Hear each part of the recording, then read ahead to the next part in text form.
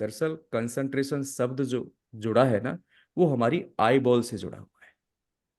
Eye ball जब भी किसी चीज को लेकर के स्थिर होती हैं, फिक्स्ड होती हैं, तो हम उस चीज पे कंसंट्रेटेड होते हैं। अब इसका क्या संबंध है? दरअसल हमारी आई बॉल का हमारा सीधा संबंध इस प्रीफ्रंटल कॉर्टेक्स से है। और सिर्फ प्रीफ्रंटल कॉर्टेक्स से ही, प्रीफ्रंटल कॉर्टेक्स से संबंध सिर्फ इससे नहीं, दरअसल हमारे सभी सेंसेस से है। जैसे कानों से भी है, नोज से सूंघते हैं इससे भी है, जीभ से चखते हैं इससे भी है, स्किन से भी है। और जितने भी हमारे सेंसेस, यानी पांचों सेंस से हमारा संबंध इस प्रीफ्रंटल कॉर्टेक्स का है। ये प्रीफ्रंटल कॉर्टेक्स करता क्या है? प्रीफ्रंटल कॉर्टेक्स वो घर है, वो एक उत्पादन कक्ष है जिसमें हमारे विचार जन्मते हैं। यानी हमारे अंदर जो विचार आता है ना, कोई भी जन्मता है, वो हमारे इस प्रीफ्रंटल कॉर्टेक्स में जन्मता है। कैसे जन्मता है? कंसंट्रेशन की बात तभी पूरी हो सकती है कि जब विचार की बात पूरी हो, और विचार को जब तक हम ना समझेंगे तब तक कंसंट्रेशन को नहीं समझ सकते।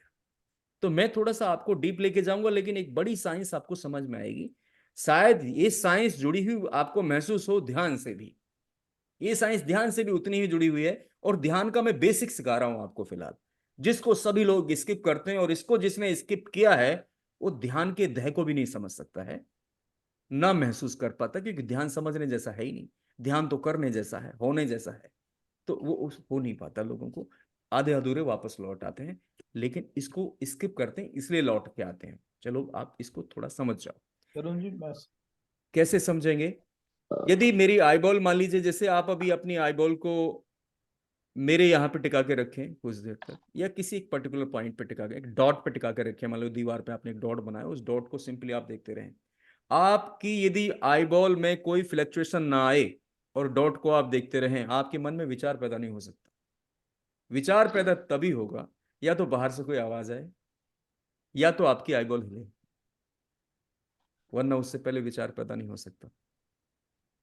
विचार कैसे पैदा होता है? विचार होता है जब ये आई बॉल है ना, दरअसल ऐसे समझो, थोड़ा ब्रेन का भी स्ट्रक्चर थोड़ा सा समझ लो। मैं थोड़ी जल्दी कर रहा हूं इसमें, लेकिन आसान है समझना, कोई बात टफ नहीं है। हमारे ब्रेन के जो ये चार लोब्स हैं, इन चारों लोब्स में ना पानी भरा। साइंटिस्ट बोलते हैं कि भैया 60,000 तरह के केमिकल्स हैं इसमें। तो मैं वो केमिकल्स भी किस फॉर्म में? पानी की फॉर्म में ही है। जैसे आप रोते हैं जब, तो आपकी आंखों से आंसू आता है। दरअसल आंख से आंसू नहीं आता है, ब्रेन से आता है। आप उसे बोल देते हैं कि भैया ये क्या है, ये सब सोडियम क्लोराइड है, ये का पानी है। आपने नाम दे दिया उसको, एक केमिकल हो गया। ऐसे ही 60,000 तरह के केमिकल्स है। मुझे उधर थ्योरी में जाने की जरूरत नहीं है ना, आपको जाने की जरूरत है। मैं तो एक ही बात समझूंगा कि भैया वो पानी की फॉर्म में है, जो भी कुछ केमिकल्स है ना वो पानी है मेरे लिए। तो विचार कहां पैदा होता है? विचार का आपने सुना होगा कि विचार अपने आप में एक वेव है। विचार की तरंगें होती हैं, विचार की अपनी एक वाइब्रेशन होती है। यदि उस वाइब्रेशन को आप नाप सके तो आप विचार को नाप सकते। आपने ये बातें सुनी होंगी। मैं आपको बताना चाहूंगा वेव्स कैसे बनती हैं हमारे ब्रेन में, और विचार कैसे पैदा होता है। इस चीज को आप एक बार समझ जाएंगे तो आप बहुत सारी चीजें क्लियर हो जाएंगी, ऑटोमेटिकली क्लियर होती चली जाएंगी। ऐसे समझो कि यदि मेरी आई बॉल फिक्स है, मैं पर्टिकुलर चीज को देख रहा हूं, या एक ही ध्यान लगा के मैं किसी एक ही पॉइंट पे कंसंट्रेट किए हुए हूं, और मेरी आई बॉल में कोई फ्लक्चुएशन नहीं है, तो संभावना यह है 99% कि मेरे दिमाग में कोई और विचार नहीं आएगा, एक ही विचार रहेगा। लेकिन यदि आई बॉल हिली, तो 100% मान के चलो मेरे दिमाग में लगातार एक क्रम से विचार आते रहेंगे। याद दिलाना चाहूंगा, जब भी आप ध्यान में बैठते हैं तो आपके विचार लगातार आते हैं। क्यों आते हैं आपको पता है? ध्यान देना आज से, आपकी आई बॉल हिलती है, आपकी आई बॉल में फ्लक्चुएशंस होते हैं, इसलिए विचार लगातार आते हैं। और लोग तो अक्सर मुझसे ये भी कहते हैं कि साहब, जब हम आंख खोल के रहते हैं तब तो उतने नहीं आते, आंख बंद करते और ज्यादा आने लगते हैं।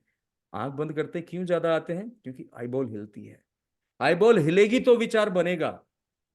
ये ध्यान रखो, आई बॉल हिलेगी, क्योंकि आई बॉल इसलिए हमारे साथ सबसे ज्यादा इंपॉर्टेंट पार्ट है, क्योंकि हमारे आईज हैं। यदि आईज नहीं होती हमारी, तो हो सकता है हमारा कोई दूसरा सेंस ज्यादा अच्छा होता। ईयर ज्यादा अच्छा होते, टच ज्यादा अच्छा होता, स्मेल तो स्मेल आती तो हमारे विचार बदलते, सुनाई आती, यानी कि जो भी हमारे सेंस के लिए हम बहुत फ्रिकाइल होते, तो उस वो हमारा एक इंपॉर्टेंट इनपुट है। तो लेकिन फिलहाल के लिए आंखें सबसे बड़ा इंपॉर्टेंट इनपुट इनपुट है, सबसे बड़ा सेंस है हमारा ये, क्योंकि हम सभी आंखों वाले हैं। तो इसका सीधा संबंध किससे है? प्रीफ्रंटल कॉर्टेक्स से। तो जैसे ये हिलती है तो दरअसल इसके हिलने के साथ जो अंदर पानी है ना इसमें प्रीफ्रंटल कॉर्टेक्स में, वो हिल जाता है। बिल्कुल ऐसे मानो जैसे कि एक तालाब है, आपने एक छोटा सा पत्थर उठाया और तालाब में फेंक दिया, तो क्या होता है? वेव्स बनते हैं ना, पानी के वेव्स बनने शुरू होते हैं। छोटा सा भी, छोटे से छोटा भी फेंक दोगे ना तो भी वेव बनाएगा वो, पानी को डिस्प्लेस करके वेव चारों तरफ गोलाई में फैलते चले जाते हैं। दरअसल यही काम हमारी जब आईबॉल हिलती है ना तो किसके साथ करती है? कहाँ के पानी को डिस्प्लेस करती है, मूवमेंट में लेके आती है इस प्रीफ्रंटल कॉर्टेक्स के पानी। समझ रहे? और जैसे ही वो पानी मूवमेंट में आया तो विचार बनता है। विचार बनेगा कि आपने, मैंने कुछ देर पहले कि विचार की एक फ्रीक्वेंसी होती है, विचार को मापा जा सकता है। तो फ्रीक्वेंसी क्या है? फ्रीक्वेंसी कैसे जनरेट होती है हमारे ब्रेन में? कौन जनरेट करता है? हमारे सेंस जनरेट करते हैं। और सबसे बड़ा कौन सा है? Eye ball. आई बॉल जैसे हिलेगा, displacement in the water, and then एक वेव फॉर्म होगी, फ्रीक्वेंसी फॉर्म होगी, और जिस भी लेवल की फ्रीक्वेंसी है वैसा ही विचार आपका बन जाएगा। छोटा है तो आपका शांति का विचार बनेगा, ज्यादा बड़ा फॉर्म हो गया क्रोध का विचार बन जाएगा, और ज्यादा हो गया तो मार धाड़ का बन जाएगा, और ज्यादा डिस्प्लेस हो गया वाटर तो खून खराब हो जाएगा। मेरी बात समझ रहे हो कैसे हो रहे हैं विचार, कैसे बदलते हैं? मैं इसके एक और डिटेल में बाद में समझाऊंगा। विचारों का भी अपना एक जो बेसिकली ब्रेन की जो फ्रीक्वेंसी, हमारे विचारों की फ्रीक्वेंसी कौन कौन सी ऐसी वेव्स हैं जिन पे एक्चुअली, और कैसे कैसे घटनाक्रम हमारे विचारों को बदलते हैं, हम थोड़ा डीप में बाद में लेंगे।